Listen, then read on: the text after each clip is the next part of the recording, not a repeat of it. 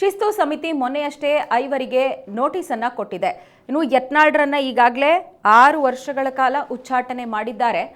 ಪಕ್ಷದ ವಿಚಾರ ಏನೇ ಚರ್ಚೆ ಮಾಡಬೇಕಿದ್ರೂ ಕೂಡ 4 ಗೋಡೆಗಳ ಮಧ್ಯೆ ಆಗಬೇಕಾಗಿತ್ತು. ಬಟ್ ಬೀದಿಗೆ ಬಂದು ಬಹಿರಂಗ ಹೇಳಿಕೆಗಳನ್ನು ಕೊಟ್ಟು ರಂಪಾಟ ಮಾಡಿದ್ದರ ಫಲ ಇವತ್ತು ಈ ಸ್ಥಿತಿಗೆ ಅವರನ್ನ ತಂದಿದೆ. ಇದು ಎಲ್ಲ ನಾಯಕರುಗಳಿಗೆ ಒಂದು ಪಾಠ.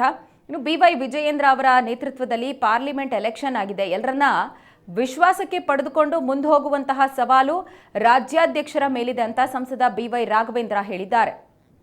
ನಡಿಬೇಕಾದ ಸಂಘಟನೆ ಅನ್ನೋದು ಕೂಡ ಕಟ್ಟುವಂತ ಸಂದರ್ಭದಲ್ಲಿ ದಿನ ಒಂದಲ್ಲ ಒಂದ್ ರೀತಿಯಲ್ಲಿ ಸವಾಲು ಪ್ರತಿ ಸವಾಲುಗಳು ಇದ್ದೇ ಇರುತ್ತೆ. ಕೆಲವು ವ್ಯಕ್ತಿಗಳಿಂದ ಪರ ವಿರೋಧಗಳು ವಿಚಾರಗಳು ಇದ್ದೇ ಇರುತ್ತೆ.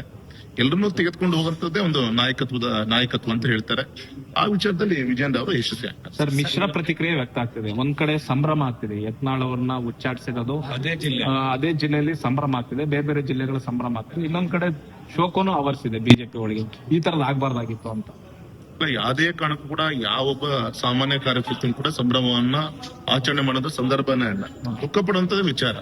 ನಮ್ಮಲ್ಲಿರುವಂತ ಒಬ್ಬ ಹಿರಿಯ ಮುಖಂಡರು ದೂರ ಸರಿತಾರೆ ಅನ್ನೋದೇ ನಾವು ನಮಗೆ ಅನಿವಾರ್ಯ. ಇವತ್ತು ಆ ಸ್ಥಿತಿ ಹೋಗ್ಬಾರ್ದಿತ್ತು, ಹೋಗಿದೆ ಇವತ್ತು. ಹಾಗಾಗಿ ಈ ಸಂದರ್ಭದಲ್ಲಿ ನಾನು ವಿನಂತಿ ಮಾಡ್ಕೊಂತೀನಿ, ಯಾರು ಕೂಡ ಸಂಭ್ರಮವನ್ನು ಆಚರಣೆ ಮಾಡೋ ಸಂದರ್ಭ ಅಲ್ಲ. ಆ ಕೊರತೆಯನ್ನ ತುಂಬಿಸೋ ಕಡೆಗೆ ಏನ್ ಮಾಡ್ತಾ ಅದಕ್ಕೆ ಗಮನ ಕೊಡ್ಬೇಕು ಅಂತ ವಿನಂತಿ ಮಾಡ್ತೀನಿ.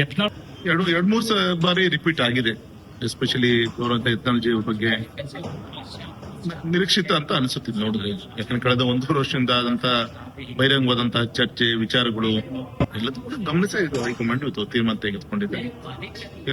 ನಾವೆಲ್ಲರೂ ಕೂಡ ಪಾಠ ಇದೊಂದು ಮನೆ ರೀತಿಯಲ್ಲಿ ಶಿಸ್ತನ್ನ ಮೀರಿದಾಗ ಪಕ್ಷದ ಒಂದು ಗೌರವವನ್ನು ಕಾಪಾಡ್ಕೊಂಡು ಹೋಗುವಂತ ಒಂದು ವಿಚಾರವನ್ನ ಕಣ್ಮುಂದಿಟ್ಕೊಂಡು ಎಲ್ಲರೂ ಕೂಡ ಗಮನಿಸಬೇಕಂತ ಒಂದು ವಿಚಾರ.